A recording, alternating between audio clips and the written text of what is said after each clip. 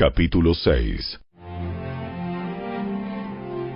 Ahora bien, ¿deberíamos seguir pecando para que Dios nos muestre más y más su gracia maravillosa?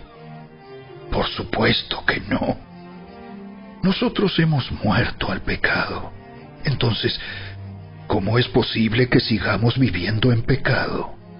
¿O acaso olvidaron que cuando fuimos unidos a Cristo Jesús en el bautismo, nos unimos a Él en su muerte? Pues hemos muerto y fuimos sepultados con Cristo mediante el bautismo.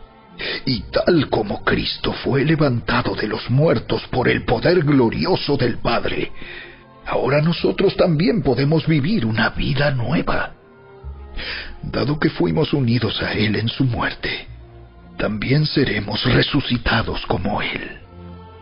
Sabemos que nuestro antiguo ser pecaminoso fue crucificado con Cristo para que el pecado perdiera su poder en nuestra vida. Ya no somos esclavos del pecado, pues cuando morimos con Cristo, fuimos liberados del poder del pecado. Y dado que morimos con Cristo, sabemos que también viviremos con Él. Estamos seguros de eso, porque Cristo fue levantado de los muertos y nunca más volverá a morir.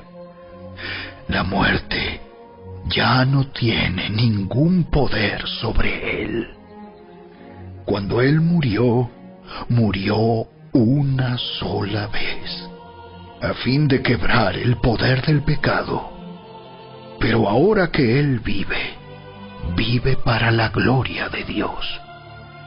Así también ustedes deberían considerarse muertos al poder del pecado y vivos para Dios por medio de Cristo Jesús. No permitan que el pecado controle la manera en que viven. No caigan ante los deseos pecaminosos. No dejen que ninguna parte de su cuerpo se convierta en un instrumento del mal para servir al pecado. En cambio, entréguense completamente a Dios, porque antes estaban muertos, pero ahora tienen una vida nueva. Así que usen todo su cuerpo como un instrumento para hacer lo que es correcto para la gloria de Dios. El pecado ya no es más su amo, porque ustedes ya no viven bajo las exigencias de la ley. En cambio, viven en la libertad de la gracia de Dios. Ahora bien, ¿eso significa que podemos seguir pecando porque la gracia de Dios nos ha liberado de la ley? ¡Claro que no! ¿No se dan cuenta de que uno se convierte en esclavo de todo lo que decide obedecer?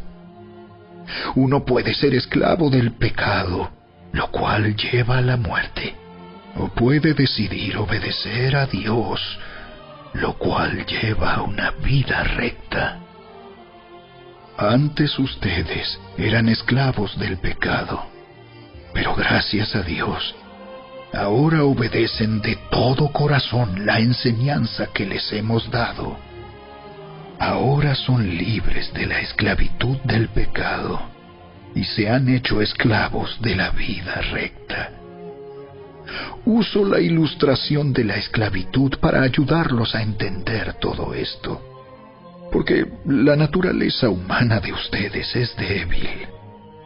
En el pasado se dejaron esclavizar por la impureza y el desenfreno, lo cual los hundió aún más en el pecado. Ahora deben entregarse como esclavos a la vida recta para llegar a ser santos.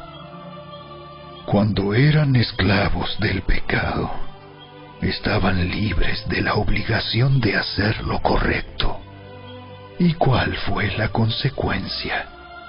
Que ahora están avergonzados de las cosas que solían hacer, cosas que terminan en la condenación eterna. Pero ahora quedaron libres del poder del pecado y se han hecho esclavos de Dios. ahora hacen las cosas que llevan a la santidad y que dan como resultado la vida eterna. Pues la paga que deja el pecado es la muerte, pero el regalo que Dios da es la vida eterna por medio de Cristo Jesús, nuestro Señor.